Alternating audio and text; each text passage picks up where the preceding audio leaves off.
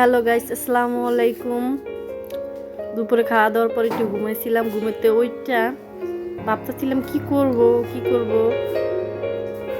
হঠাৎ করে মাথায় আসলো, ঘরে এসে দেখি মারিয়ামে বসে বসে ঝাড়ু কাঠি ভাঙতেছে। দেখো ওর মতন খেলতেছে। হঠাৎ করে মাথায় আসলো ঘরে যেখানে রুটি আছে, 4 পিস রুটি নিয়ে একটা ডিম আছে, ডিম দিয়ে তারপরে বলতেছি কি কোনো একটা নাস্তা বানাবো। তারপর হঠাৎ করে মনে হইলো যে রুটি রে মানে ডিম দিয়া এই যে ডিমটা ভাঙতে চাইতেছে, ভাঙতে পারতাছি না। পরে চামচ দিয়ে বাড়ি দিলাম, এই যে সুন্দর ভাঙিয়ে গেছে। কত চেষ্টা করলাম, ভাঙতে পারতাছি না। পরে চামচ দিয়ে বাড়ি দেওয়ার পরে ভাঙছে।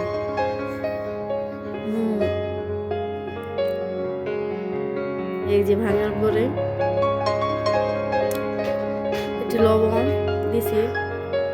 লবণ না দিলে মানে কিরকম জানি লাগবো, না লাগবো, ভালো লাগতো না খাইতে, কারণ একটু লবণ দিছি। ভালো করে মানে ফেটে নিতেছি লবণ দেওয়ার পরে। ফেটে নেওয়ার পরে যে রুটি দিয়ে ভালো করে মানে মিলিয়ে নিতেছি। ডিম তো উঠতেই আসে না, যত উড়াইতে চাইতেছি পিছলে বেড়ে যেতেছে। যে ব্রাশ হলে ভালো হয়। আমি চামচ দিয়ে করার জন্য মানে চামচ দিয়ে উঠতেছে না, চামচে পিট করে নিতেছি।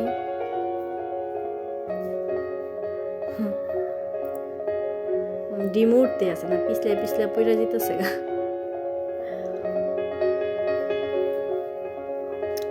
এই যে ভালো করে মানে চারদিক মানে দেওয়ার চেষ্টা করতেছি, কোনো মতে হইতেছে। পরে তেলে ছেড়ে দিতেছি, ভালো করে মিশানোর পরে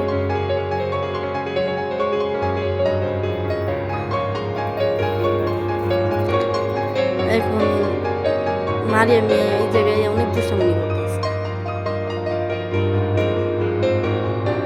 আমি আরো দম করতেছি, শুনতেছি। দেখছেন মানে এপিট করে দেওয়ার পরে কালারটা কিন্তু সুন্দর হয়েছে। এক সাইড কিন্তু একটু পিড়েও গেছে। কি রান্ধুনি!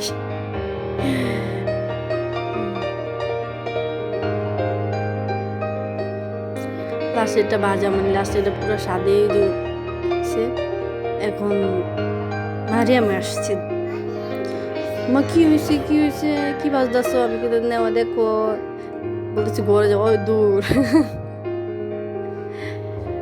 ও ঘরে আসার পরে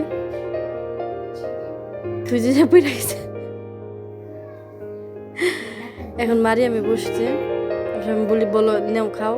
ও গরম বলতাস।